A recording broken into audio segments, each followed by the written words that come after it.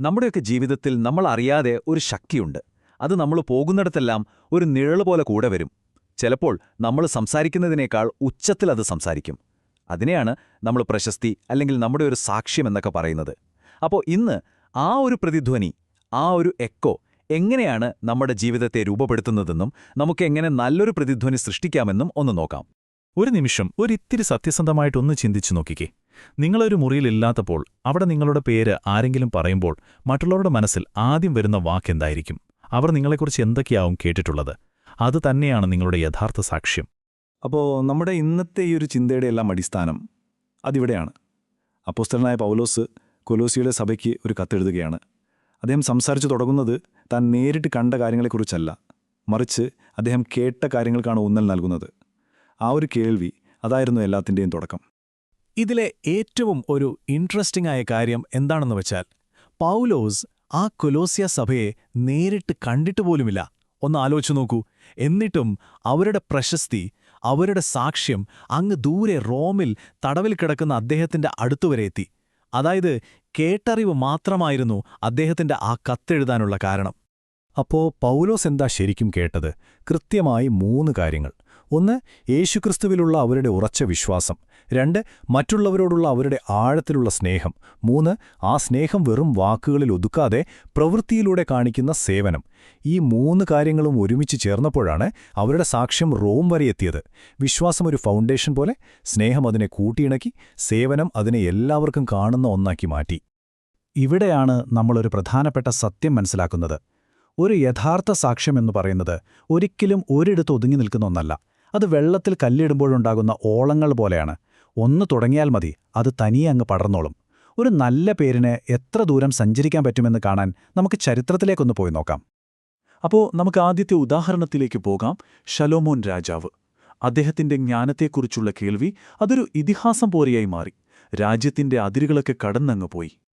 ഈ കഥ ഒരു നാടകം പോലെയാണ്. ഒന്ന് സങ്കൽപ്പിച്ചു നോക്കൂ. രാജസദസ്സിൽ 2 സ്ത്രീകൾ ഒരേ ഒരു കുഞ്ഞിനു വേണ്ടി വാദിക്കുകയാണ്. ശലോമോന്റെ വിധി വളരെ ലളിതമായിരുന്നു, പക്ഷേ ഭയാനകവും. വാളെടുത്ത് ആ കുഞ്ഞിനെ 2ആയി മുറിക്കാൻ. ആ ഒരു നിർണായക നിമിഷത്തിൽ യഥാർത്ഥ അമ്മയുടെ ഉള്ളിലെ മാതൃസ്നേഹം ഉണർന്നു. അയ്യോ വേണ്ട, കുഞ്ഞിനെ അവൾക്ക് കൊടുത്തോളൂ, അതിനെ കൊല്ലരുത് എന്നവർ നിലവിളിച്ചു. ആ ഒരൊറ്റ വാക്കിൽ സത്യം പുറത്തുവന്നു. ആ ജ്ഞാനത്തിന്റെ പ്രതിധ്വനി, ആ വാർത്ത ഇസ്രായേലിൽ അങ്ങോളമിങ്ങോളം മുഴങ്ങി. ഇവിടെ നോക്കൂ, ഷേബയിലെ രാജ്ഞി ശലോമോന്റെ കേൾവി കേട്ട് എത്ര ദൂരം യാത്ര ചെയ്തു. ഇനി തിമോത്തിയോസിന്റെ കാര്യം നോക്കിയാൽ ആ വിശ്വാസം അത് മുത്തശ്ശിയിൽ നിന്ന് അമ്മയിലേക്ക് അങ്ങനെ തലമുറകളിലൂടെ കൈമാറി വന്ന ഒന്നാണ്. അതുപോലെ റോമൻ സഭയുടെ അനുസരണത്തെക്കുറിച്ചുള്ള കേൾവി ലോകം മുഴുവനെത്തി. അപ്പോൾ കാര്യം വ്യക്തമല്ലേ? ഒരു നല്ല സാക്ഷ്യത്തിന് അതിരുകളൊന്നുമില്ല. അപ്പോൾ ശലോമോന്റെ ജ്ഞാനത്തെക്കുറിച്ചുള്ള പ്രതിധ്വനി വളരെ വലുതായിരുന്നു. പക്ഷേ എല്ലാ പ്രതിധ്വനികളും ഇതുപോലെ പോസിറ്റീവ് ആകണമെന്നില്ല. ഒരു നാണയത്തിന് 2 വശങ്ങളുള്ളതുപോലെ ഇതിനും ഒരു മറുവശമുണ്ട്. ഒരു നല്ല പ്രശസ്തി ചിലപ്പോൾ ഒരു ഇരട്ടവാള് പോലെയാണ്. അതിന്റെ മറ്റേ വശം പലപ്പോഴും നമ്മളെ വേദനിപ്പിച്ചേക്കാം. നമുക്ക് യേശുവിനെയും പൗലോസിനെയും ഒന്ന് നോക്കാം. ഒരാളുടെ ജീവിതം മുഴുവൻ സ്നേഹവും അത്ഭുതങ്ങളുമായിരുന്നു. മറ്റൊരാൾ നിയമത്തിനൊരു പുതിയ അർത്ഥം നൽകി. എന്നിട്ടോ 2 പേർക്കെതിരെയും എങ്ങനെയുള്ള കള്ളസാക്ഷ്യങ്ങളാണ് ഉയർന്നു വന്നതെന്ന് നോക്കൂ. ഇതിൽ നിന്ന് ഒരു കാര്യം വളരെ വ്യക്തമാണ്. നിങ്ങൾ എത്ര നല്ലത് ചെയ്താലും മറ്റുള്ളവർ നിങ്ങളെക്കുറിച്ച് പറയുന്ന കഥ ചിലപ്പോൾ മറ്റൊന്നായിരിക്കും. ഈയൊരാശയം എത്ര ശക്തമാണെന്ന് നോക്കൂ. ഒരു ചീത്ത മണം വന്നാൽ നമ്മൾ എന്തു ചെയ്യും? ഉടനെ മൂക്ക് പൊത്തും. പക്ഷേ ഒരു മോശം വാക്ക്, ഒരു ഗോസിപ്പ് കേട്ടാലോ, അത് ശരിയാണോ തെറ്റാണോ എന്ന് പോലും ചിന്തിക്കാതെ നമ്മളത് കേൾക്കാനും ചിലപ്പോൾ വിശ്വസിക്കാനും തയ്യാറാകും. എന്തൊരു വിരോധാഭാസമല്ലേ? നെഗറ്റീവായ കാര്യങ്ങൾ കേൾക്കാൻ നമുക്കെല്ലാവർക്കും ഒരു പ്രത്യേക താൽപ്പര്യമാണ്. അപ്പോ ഇതിന്റെയൊക്കെ ഒരു ആഫ്റ്റർ എഫക്റ്റ് എന്താണ്? എന്തിനാണ് നമ്മൾ ഇതിനെക്കുറിച്ചൊക്കെ ഇത്രയധികം സംസാരിക്കുന്നത്? കാരണം നമ്മുടെ പ്രശസ്തിക്ക് അത് നല്ലതായാലും മോശമായാലും നമ്മുടെയൊക്കെ ജീവിതത്തിൽ വലിയ പ്രത്യാഘാതങ്ങൾ ഉണ്ടാക്കാൻ സാധിക്കും. ഷൗലിന്റെയും ദാവീദിന്റെയും ആ കഥ ഓർമ്മയില്ലേ? ജനം ഒരു പാട്ടുപാടി, ഷൗൽ 1000 കൊന്നു. കൊള്ളാം, അതൊരു നല്ല പ്രശസ്തിയാണ്, അല്ലേ? പക്ഷേ അടുത്ത വരി വന്നപ്പോഴാണ് പ്രശ്നമായത്. ദാവീദോ 10,000. ദാവീദിന്റെ പ്രശസ്തിയുടെ പ്രതിധ്വനി ഷൗലിന്റേതിനേക്കാൾ വലുതായി. ആ ഒരു താരതമ്യം ഷൗലിനെ അസൂയ കൊണ്ട് ദഹിപ്പിച്ചു. ഇവിടെ നമ്മൾ പഠിക്കുന്നൊരു പാഠമുണ്ട്. നിങ്ങളുടെ വെളിച്ചം കൂടുന്തോറും അത് ചിലരുടെയെങ്കിലും കണ്ണിൽ ഇരുട്ട് നിറയ്ക്കാൻ സാധ്യതയുണ്ട്.